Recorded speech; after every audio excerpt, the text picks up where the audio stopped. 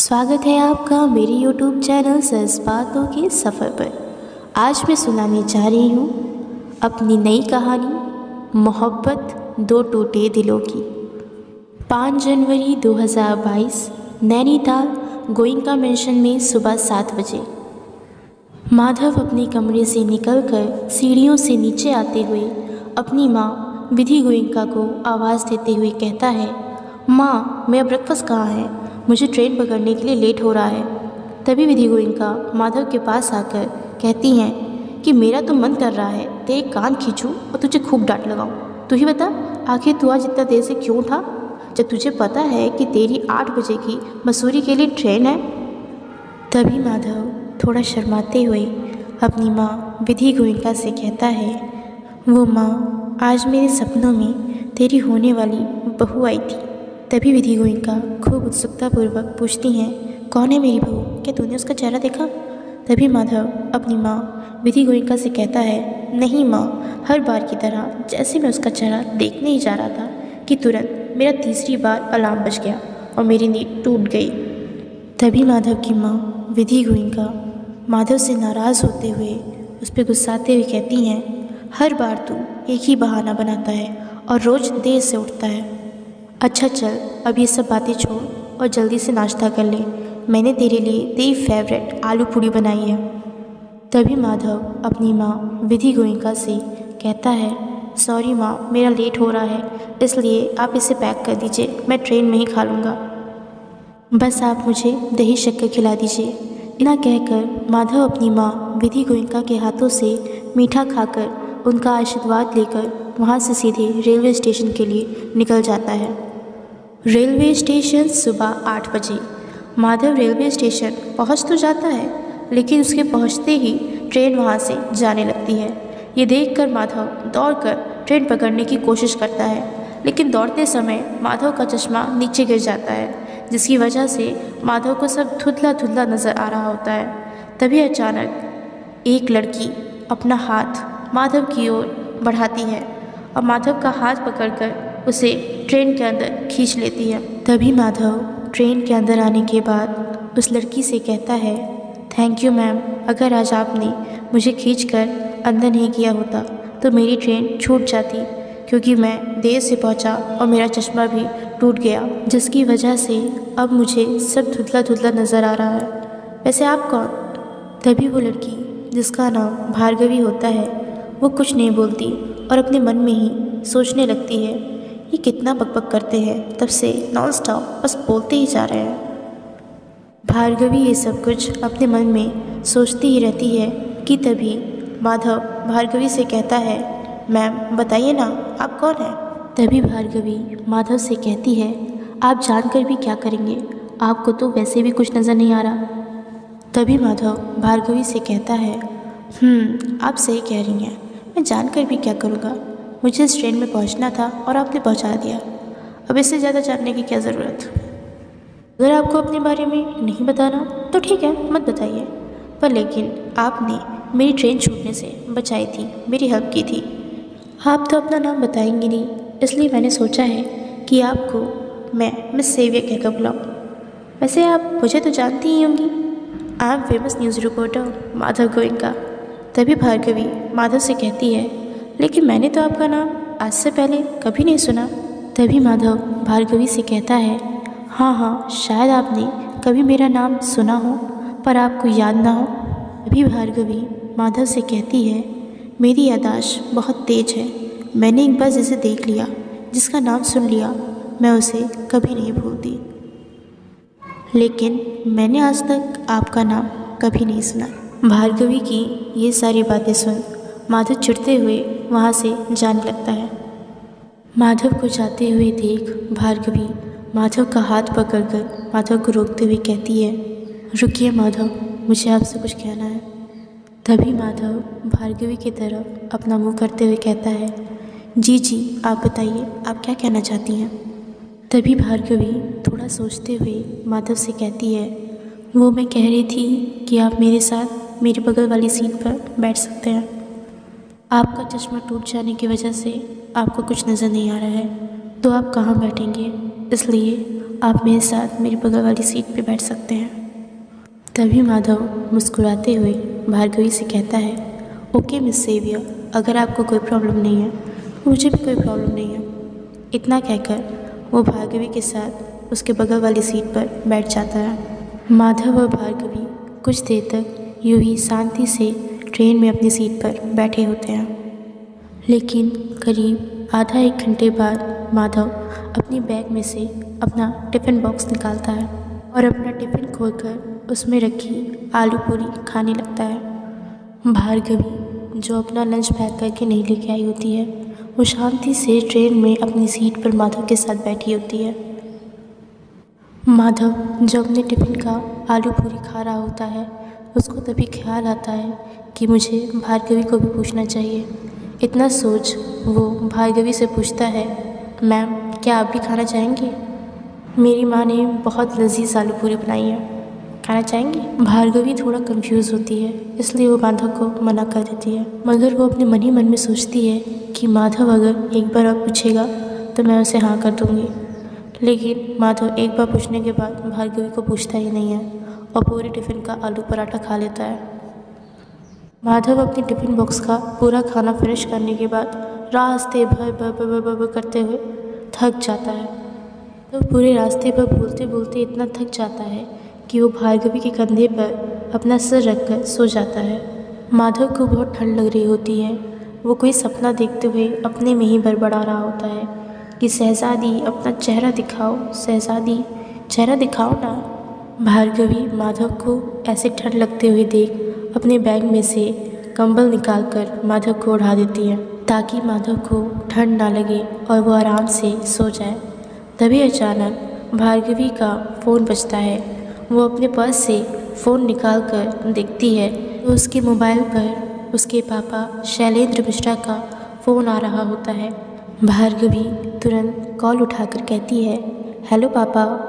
तभी शैलेंद्र मिश्रा भार्गवी से कहते हैं, हेलो भार्गवी, मैं तुम्हारे पास इसलिए फ़ोन किया हूँ कि ताकि तुम तैयार रहो। वो दरअसल आज वैशाली जी के बेटे वैभव कौशल का फ़ोन आया था। उसने तुम्हें नेत्रा की शादी में देखा था। अब वो तुमसे मिलना चाहता है। मैंने तो शादी के लिए हाँ कर दी, अब जल्दी से तू भी हाँ कर दे। तुझे पता नहीं वो मसूरी में ही रहता है। उसकी खुद की एक पेट्रोलियम कंपनी है। वो बहुत अमीर है। वो तुझे बहुत खुश रखेगा। तभी भार्गवी अपने पापा की ये सब बात सुनकर कहती है, पापा मुझे अभी शादी नहीं करनी है। तभी भार्गवी के पापा शैलेंद्र मिश्रा इमोशनल ब्लैकमेल करते हुए भार्गवी से कहते हैं कि तुझे इतना पढ़ाया लिखाया, तुझे डॉक्टर बनाया, इसलिए कि तू मुझे एक दिन ये कहे कि तू मेरे पसंद किए हुए लड़के से शादी नहीं कर सकती। तो ठीक है, मैं कह दे रहा हूँ कि तू शादी नहीं कर सकती। क्या होगा ज़्यादा से ज़्यादा, मेरी बात का मान ही तो घटेगा। मैं उन्हें मना कर दूंगा। उसी वक्त भार्गवी अपने पापा शैलेंद्र मिश्रा को रोकते हुए कहती है, ठीक है पापा, मैं उनसे मिल लूँगी। तभी भार्गवी के पापा शैलेंद्र मिश्रा खुश होते हुए भार्गवी से कहते हैं, तो ठीक है, तू कल शाम के 7 बजे किंग शेराटन रेस्टोरेंट में पहुंच जाना। तुम्हारी और वैभव की मीटिंग वहीं फिक्स की है। तभी भार्गवी कहती है, लेकिन पापा मुझे 1 महीने का समय चाहिए, पहले मैं उन्हें जानना चाहती हूँ। भार्गवी के पापा शैलेंद्र मिश्रा भार्गवी की ये बात सुन भार्गवी से कहते हैं, तेरे पास 1 महीने का समय है, तू उसे अच्छे से जानकर जल्दी से हाँ कर दे। अच्छा ठीक है, अब मैं फ़ोन रखता हूँ, तेरी माँ मुझे बुला रही है। इतना कहकर भार्गवी के पापा शैलेंद्र मिश्रा कॉल कट कर देते हैं। कॉल कट जाने के बाद भार्गवी भी सो जाती है। अगले दिन 6 जनवरी 2022 मसूरी रेलवे स्टेशन सुबह 10 बजे। अगले दिन सुबह 10 बजे ट्रेन मसूरी स्टेशन पर रुकती है। तभी भार्गवी की नींद खुलती है और वो माधव को जगाने लगती है, लेकिन माधव इतनी गहरी नींद में सो रहा होता है कि वो नहीं उठता।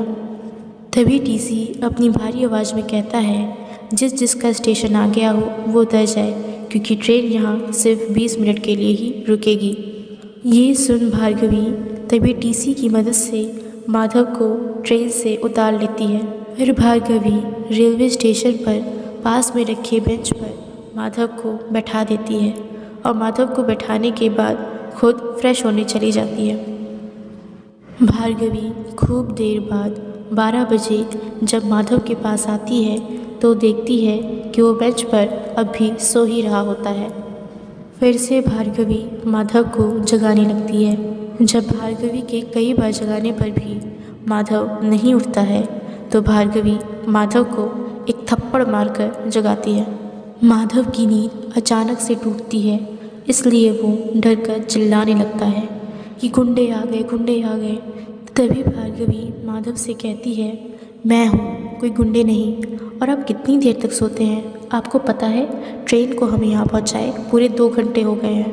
माधव भार्गवी की बात सुन हैरान होते हुए भार्गवी से कहता है, क्या 2 घंटे हो गए? मुझे लेट हो रहा है, मुझे जल्दी भैरवी मैम का इंटरव्यू लेने जाना होगा।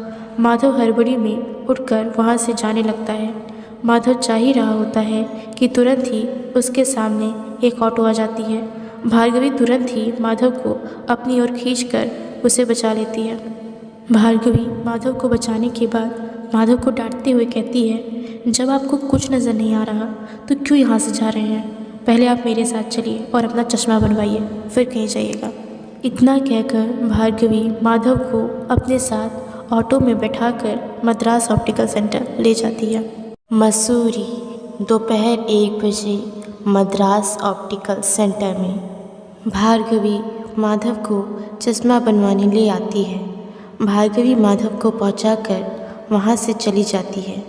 जब माधव का चश्मा बन जाता है तो वो देखता है वहाँ कोई लड़की नहीं होती है। वो तुरंत डॉक्टर से पूछता है, जो लड़की मेरे साथ यहाँ आई थी, क्या आपको उसने अपना नाम बताया? तभी माधव की बातों का जवाब देते हुए मद्रास ऑप्टिकल सेंटर के डॉक्टर कहते हैं, नहीं सर, उन्होंने अपना नाम नहीं बताया, वो यहाँ आपको पहुँचाकर सीधे चली गई। माधव डॉक्टर की बात सुन सोच में पड़ जाता है कि आखिर वो लड़की कौन थी। माधव ये सब कुछ सोच ही रहा होता है कि तभी उसकी नज़र क्लॉक पर पड़ती है जिसमें 2 बज गया होता है। वह ये सोचकर बहुत घबरा जाता है कि वो अभी तक स्टूडियो नहीं पहुंचा और तुरंत स्टूडियो के लिए निकल जाता है। माधव न्यूज़ स्टूडियो पहुंचते ही वहाँ कैमरामैन से पूछता है, क्या यहाँ भैरवी मैम आई थी?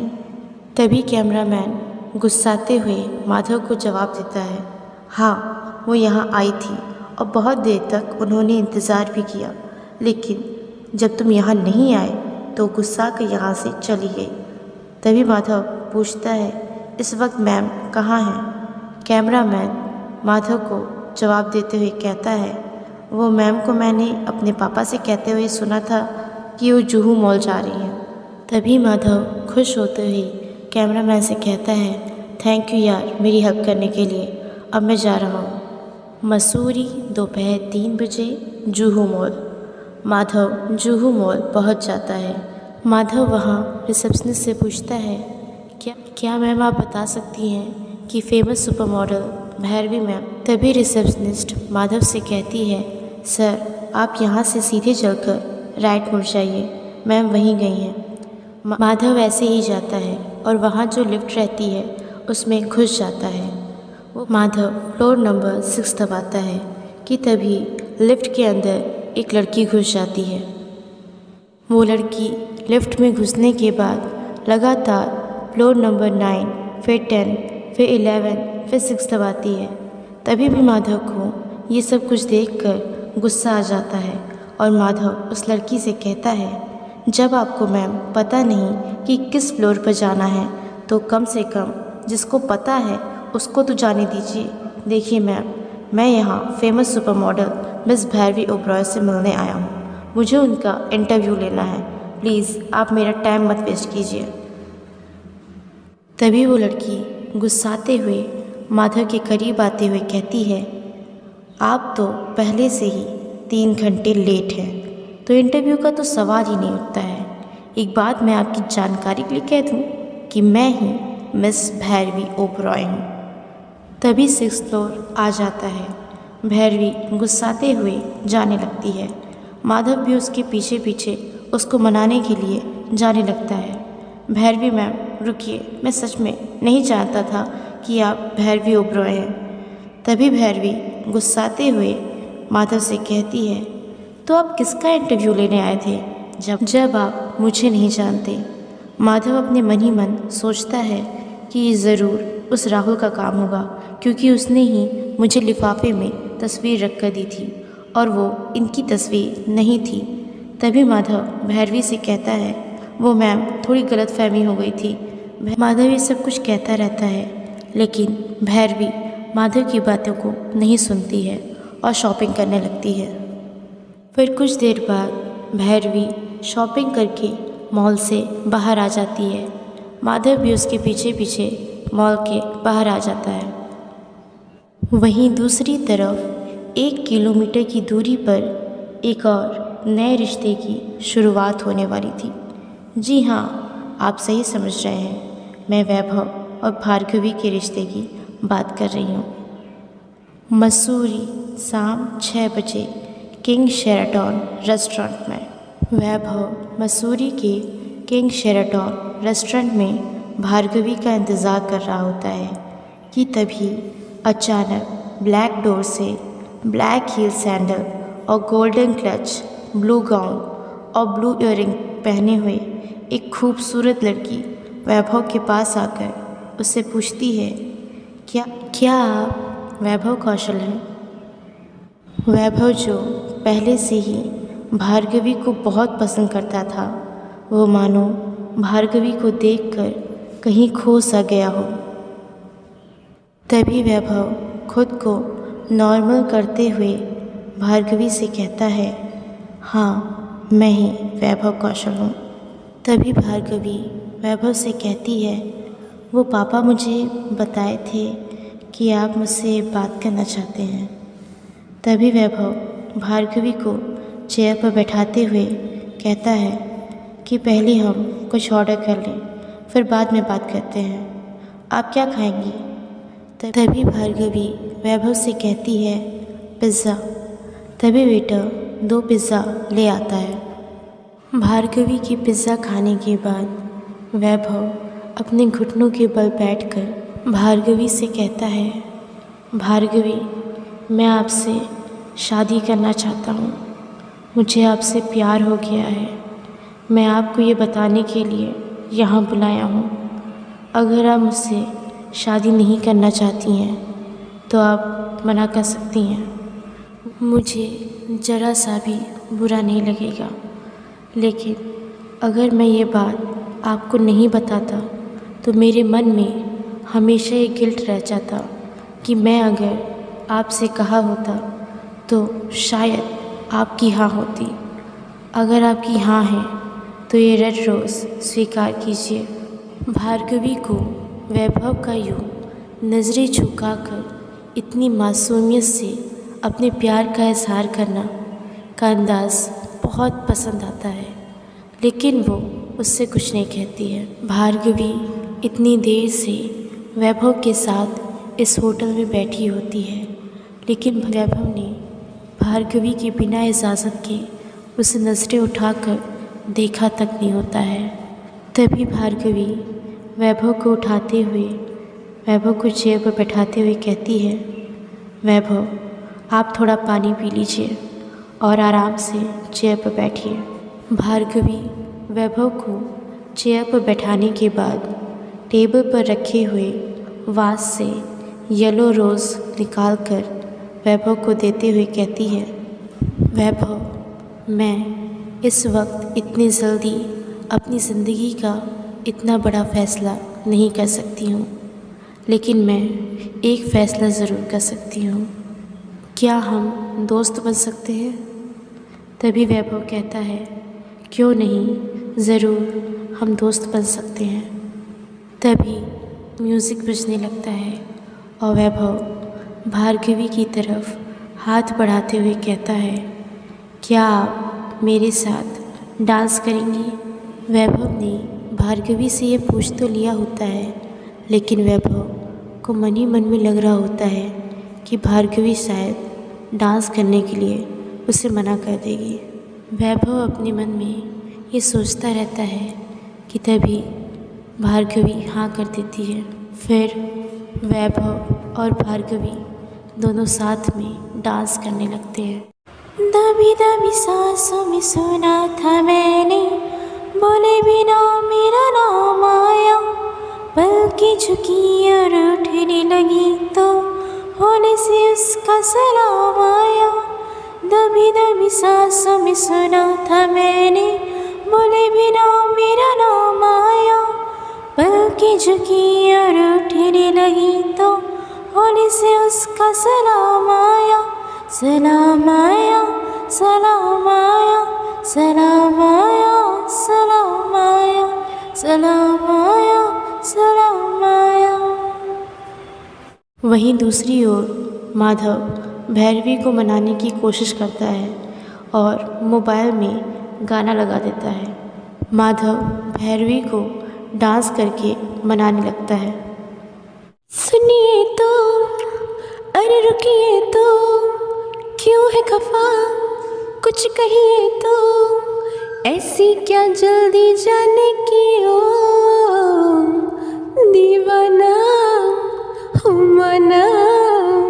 सुनिए दीवाने की ये शाम का दिलकश मंजर, ये साहिल और समंदर, कहते हैं आप न जाए, हम पे ये करम फरमाए।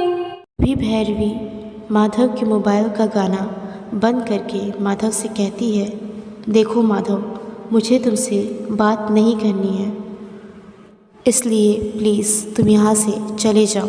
भैरवी माधव से ये सब कुछ कहती ही रहती है कि तभी अचानक से भैरवी के पीछे कुछ गुंडे खड़े होते हैं। तभी अचानक से उन गुंडों में से एक गुंडा भैरवी को क्लोरोफॉर्म सुंघाकर उसको बेहोश कर अपनी गाड़ी में लेकर चला जाता है। क्या माधव भैरवी को उन गुंडों से बचा पाएगा या माधव की भैरवी के साथ ये आखिरी मुलाकात होगी? ये जानने के लिए देखें हमारी नई कहानी मोहब्बत दो टूटे दिलों की। अगर हमारा वीडियो आपको पसंद आया है तो प्लीज़ इस वीडियो को लाइक, शेयर एंड कमेंट करें और मेरे YouTube चैनल को सब्सक्राइब करें। धन्यवाद।